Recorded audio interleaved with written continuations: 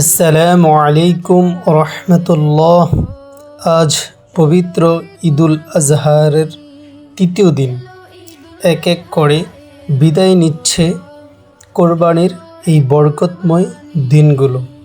হয়তো আজকের এই দিনটি আগামী বছর আমাদের মাঝে কেউ পাবে, আবার কেউ পাবে না।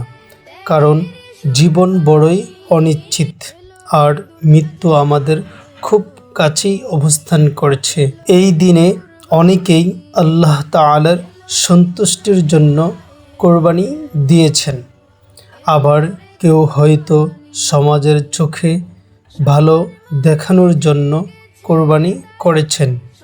কিন্তু কোরবানির পশুর গোশত কিংবা রক্ত আল্লাহর কাছে পৌঁছে না, পৌঁছে যায় শুধু আমাদের তাকওয়া, আন্তরিকতা ও নিয়ত।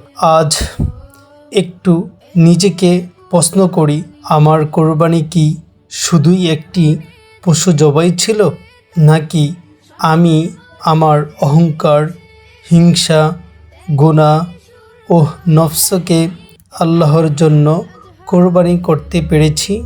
ঈদ শেষ হয়ে যাবে, কিন্তু আল্লাহর আনুগত্য, নামাজ, তওবা ও ভালো আমল যেন শেষ না হয়।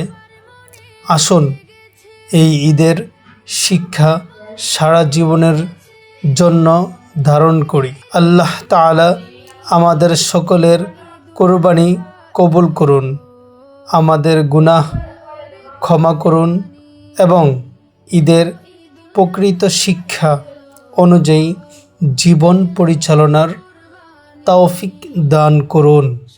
আমিন ইয়া রব্বুল আলামিন।